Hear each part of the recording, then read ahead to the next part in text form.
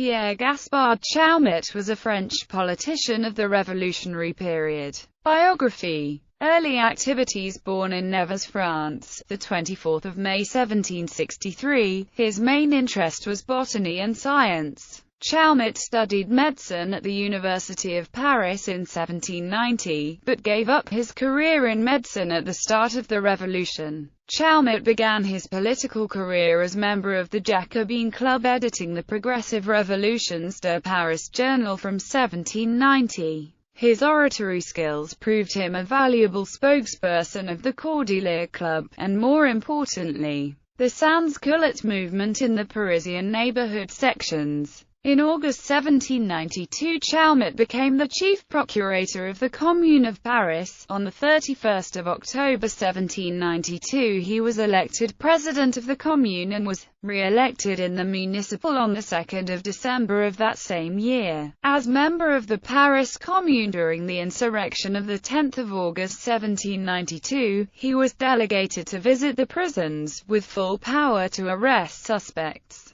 He was accused later of having taken part in the September massacres, but proved that at that time he had been sent by the Provisional Executive Council to Normandy to oversee a requisition of 60,000 men. Returning from this mission, he spoke eloquently in favor of the French Republic, presidency of the Commune. His conduct, oratorical talent, and the fact that his private life was considered beyond reproach, all made him influential, and he was elected president of the Commune, defending the municipality at the bar of the National Convention on the 31st of October 1792. Re-elected in the municipal elections of the 2nd of December 1792, he was soon given the functions of procureur of the Commune, and contributed with success to the enrollments of volunteers in the army by his appeals to the population of Paris. Chaumette was one of the instigators of the attacks of the 31st of May and of the 2nd of June 1793 on the Girondists, carrying out a virulent and intransigent attack. Further, Chaumette held a strong opinion about the fate of Louis XVI after his fall. He was greatly outspoken in his demand for the king's blood. Chaumette's thesis was that as long as Louis XVI went unpunished, prices would remain high, and shortages and the profiteering that created them, which he assumed to be the work of the royalists, would go unchecked. Chaumette ultimately was one of the men to vote in favor of the former king's execution. Chaumette is considered one of the ultra-radical enrages of the French Revolution. He demanded the formation of a revolutionary army which was to force avarice and greed to yield up the riches of the earth, in order to redistribute wealth, and feed troops and the urban populations. He is associated much more with his views on the dechristianization movement. However, Chaumette was an ardent critic of Christianity, which he believed to consist of ridiculous ideas that have been very helpful to legitimize despotism. In his ultra-radical views, he was heavily influenced by atheist and materialist writers Paul d'Holbach, Denis Diderot and Jean Meslier. Chaumette believed religion to be a relic of superstitious eras that did not reflect the intellectual achievements of his enlightened age. Indeed, for Chaumette, church and counter-revolution were one and the same. Thus, he proceeded to pressure several priests and bishops into abjuring their positions. Chaumette organized a Festival of Reason on the 10th of November 1793, which boasted her goddess of reason, in the guise of an actress, on an elevated platform in the Notre Dame Cathedral. Chaumette was so passionately involved in the dechristianization process that he even publicly changed his name from Pierre Gaspard Chaumette to Anaxagoras Chaumette. He stated his reason for changing his name that, "I was formerly called Pierre Gaspard Chaumette because my godfather believed in the saints. Since the Revolution I have taken the name of a saint who was hanged for his republican principles." It has been suggested that his criticism was also influenced by the Church's stance on homosexual relations. As in the words of the historian Daniel Guérin, he loved boys. The cult of reason, of which Chaumette was an avid follower alongside Jacques Hébert, emphasized so-called natural facts. Chaumet's adherence to this ideology becomes lucid in his views toward the suffragist movement at the time. He has been recorded to answer, "Since when is it permitted to give up one's sex? Is it to men that nature confided domestic cares? Has she given us breasts to feed our children?" to a group of women demanding equal treatment in October 1793. He evidently believed nature to have clearly defined the political scene as man's domain, and the domestic realm as woman's. He reminded a different group of suffragists of Olympe de Gouges' fate, whose forgetfulness of the virtues of her sex led her to the scaffold.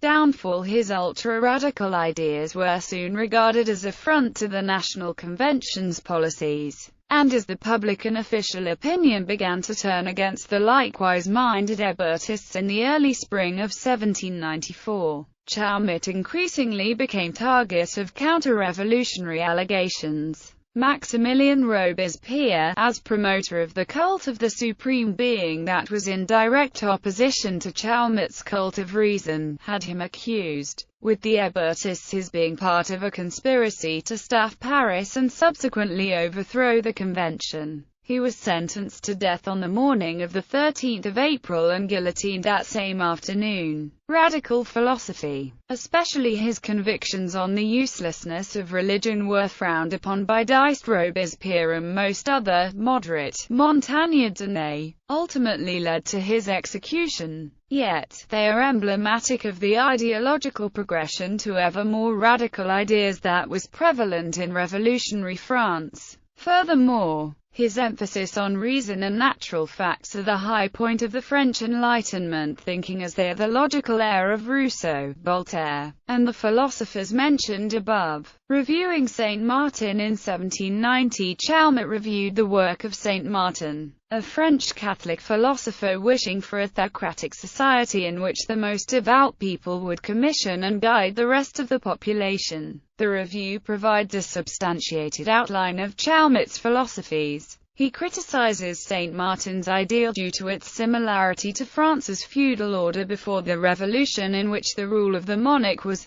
legitimized by the divine right of kings. The review soon develops into a much broader affront towards religion, though. Chaumette calls all Christians enemies of reason, and calls their ideas ridiculous. He wonders over whom to get more embarrassed, him who believes he can deceive humans in the 18th century with such farces, or him who has the weakness to let himself be deceived. He moves on to criticize the very notion of free will as construct that authorizes Christianity to prescribe certain unmoral actions. His criticism is reminiscent of Friedrich Nietzsche, who would denounce Christianity on many of the same grounds 80 years later. Just like Nietzsche, Chaumette emphasizes a greater reliance on our instincts and a greater embracing of the apparent world, instead of Christianity's concerned with the afterlife. In his philosophy, he is rather critical of human beings, stating that everyone knows that humans are nothing more than what education makes of them,